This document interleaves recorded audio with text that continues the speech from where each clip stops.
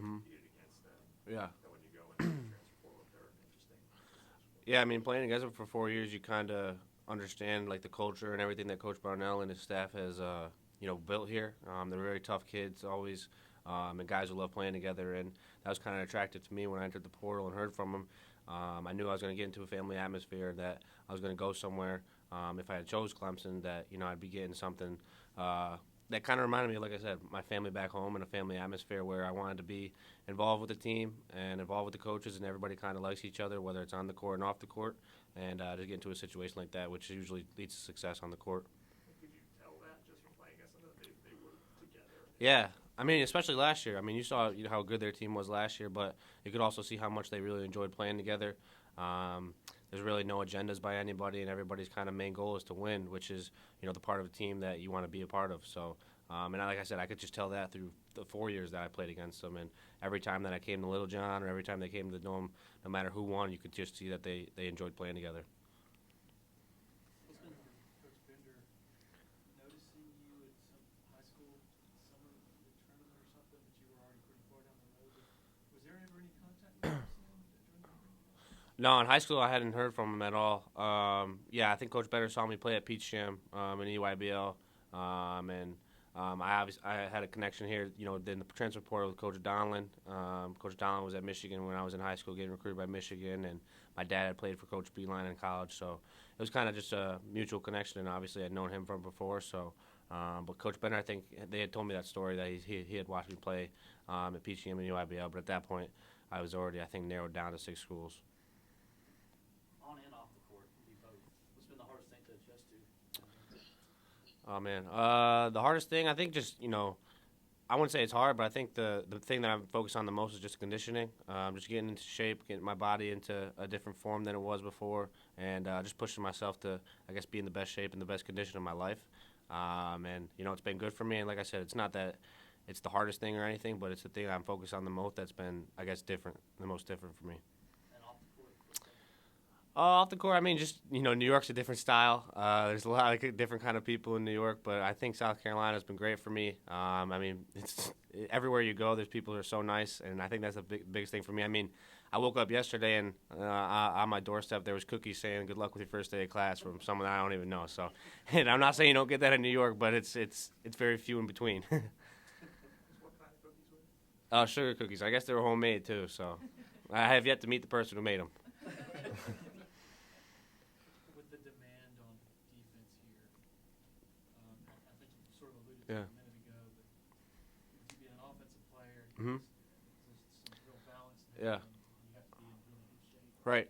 Yeah, and that's part of it. And I think with our team, the way we play, we want to play fast, so that's another thing with it. But and when the obviously that was a big question on all the coaches called during the transfer portal was just how are you accepted? And I'm open to it. Obviously, if you want to play at the professional level, no matter where that is, you got to be able to play man-to-man defense and be willing to do it. So, and I have dreams and aspirations to play basketball at the highest level.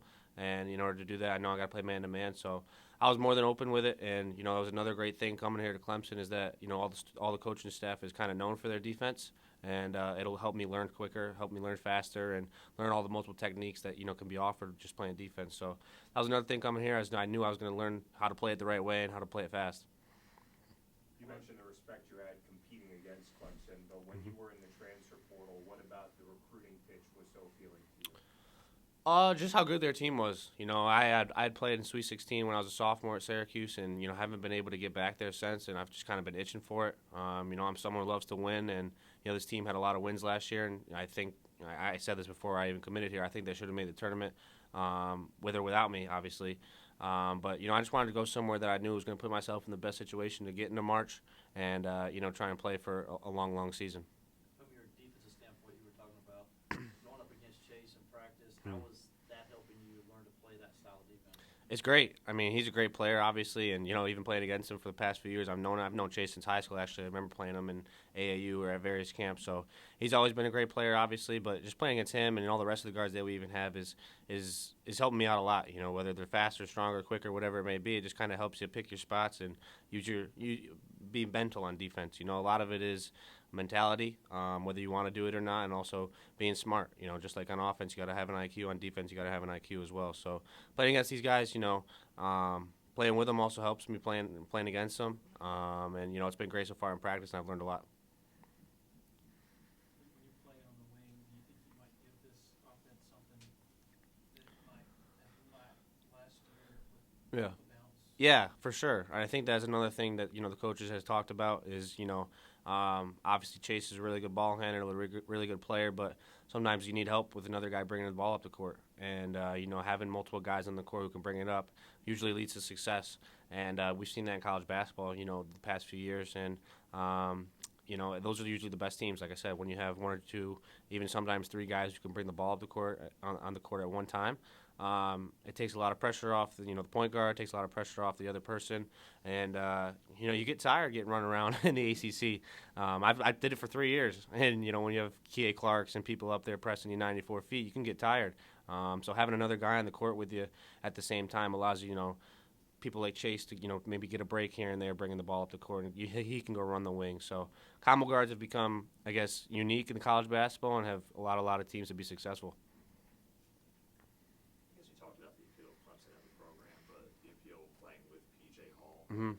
how attractive was that? And do you kind of Yeah. envision it being pretty?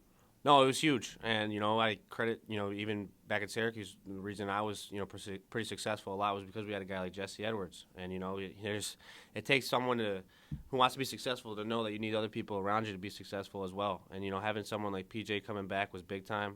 He was one of the main reasons I came here, is I knew, like I said, we were going to have a good team, and obviously he was a big part of their team last year. So, like I said, all the guys here have been great, and not even as people or as players, but as a person as well. So it's been a lot of fun. But him being on the court, it makes the game a lot easier. Does he remind you of anybody you played against or played with? Jesse Edwards? No, really. Jesse and him have completely different games. They're both dominant big men in different aspects. Obviously, PJ can step out and shoot the three, spreads the floor really well, and can move a lot better than you kind of anticipate. And then obviously Jesse's just a big force and kind of could dominate the paint. But I think playing with both is going to help me a lot. Like I said, Jesse had different various reasons as to why, and PJ will have the same. Can you describe his presence just as sort of a leader and just Yeah. personality? He's definitely got a powerful personality. But he's a great kid. We go golfing all the time, almost every day. He's vocal as can be, whether it's this morning at 6 a.m. running or it's 10 p.m. at night. PJ's going to be there. He's going to be vocal. He's going to be loud, and someone that everybody can feed off his energy. I guess Chase was talking about the strong man. Oh yeah. What was that like for you? That was a first. We didn't do anything really like that at Syracuse in the 4 years I was there. But I think it was good for me to kind of just push myself conditioning wise and mentally. I think that thing challenges you and your mental toughness pretty well. And Clemson, the basketball culture that Coach Brownell has made, and the grit, the toughness, and all that kind of stuff, kind of implodes when that strongman competition's coming in. I'd never done anything like it, so I didn't know really what to expect. I don't really get nervous for a lot of things. That was probably one thing I got nervous for, and I made it through eventually though, and I had a good time with it. It was good to experience. What was the hardest part?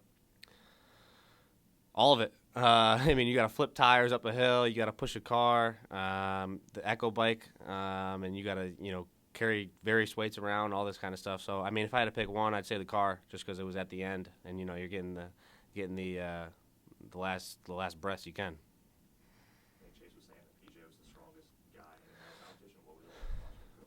Yeah, he can move pretty fast. He can move weight pretty fast, and as a bigger guy, it's probably a little easier for him. But it's still a tough competition, and it was pretty impressive the way him and even RJ. I think RJ was pretty fast, and the way he went through it as well. So, we got some strong dudes on this team, some tough dudes on this team, and that competition definitely showed it. Can you talk about the coaching styles, the different coaching styles that you've noticed so far? Yeah. I know it's early, but still. Yeah, Coach Boeheim's unique in the way that he coaches, but that's why he was successful for so long and did it for so long. Coach Brownell's been here for 12, 13 years as well, so he's doing something right. If you can, because it's not easy to, withstand a college basketball job anymore. So I think just the biggest difference is, I don't know. I think just not that Syracuse didn't have a family atmosphere, because they do. I mean, obviously Syracuse hires within. They have previously everybody on staff was a Syracuse alum who played there for Coach Boeheim, which was cool and unique. But here it's kind of a lot different. You have guys who come from different backgrounds and different situations.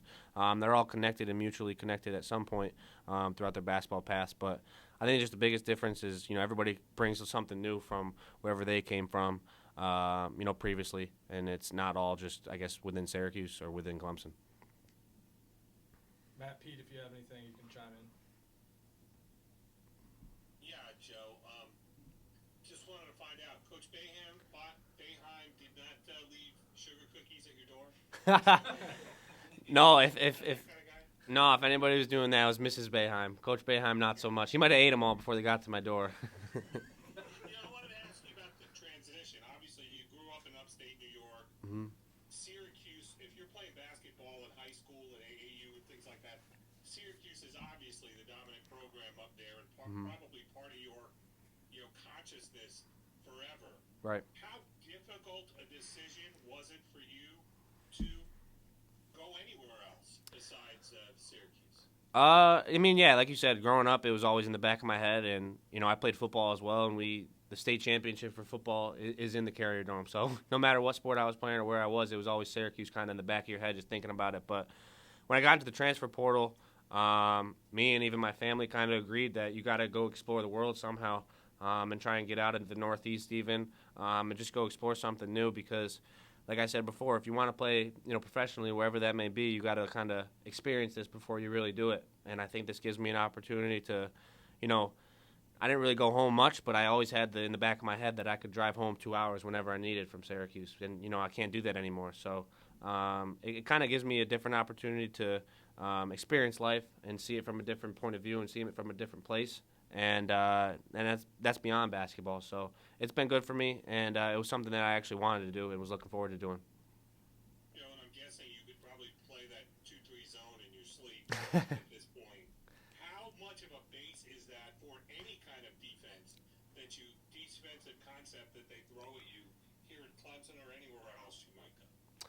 Yeah, the zone's actually a lot trickier than people think. Coach Boeheim has had his own unique ways about going about it, and especially with the guards up top. I mean, you're running side to side basically the whole possession, and that could be, if you're playing Virginia or someone for the whole 30 seconds. And a lot of times it's overblown and overlooked that it's kind of like an easy defense, but it really wasn't. Even like I said, on ball screens in the zone, you're kind of by yourself. You don't have a big man who's coming up with the big guy to set a screen for you. To hedge or anything. So if you think about it that way, it's a lot more difficult than people think. But obviously it's just man-to-man is the way that the basketball game's going now, and it's definitely a lot different than the zone we played. So it's been a little bit of a transition, but like I said, Clemson was a great choice for me because of that, and the way that the coaches are defensive-minded and going to help me out. Yeah, thank you. Yes, sir. Joe, I know you played football in high school, and Coach Brownell had said you could really see your competitiveness Yes, sir. on the football field. Just how do you feel like that background has helped you as you played college basketball? Oh, it's been huge. Playing quarterback and playing point guard or guard, combo guard, whatever you want to call it, they go hand in hand. And, I was always told not to play just one sport, not specialize. You'll get you tired out, ruin your muscles, all that kind of stuff. So, and I love football. I really did. I was thinking about playing it for a while. And then obviously college basketball got a lot more serious for me. And, it was ultimately the right choice. But football teaches you mental toughness, kind of like I said when we were going through the strongman competition. It teaches you physical toughness, obviously. And as a quarterback, you got to kind of know where all 11 people on the field are supposed to be at once. And as a point guard, you got to do the same for all 5 guys on the court. So they both go hand in hand. They both taught me, valuable life lessons. And, we're definitely football has been definitely a big part of why I've been successful in basketball as well.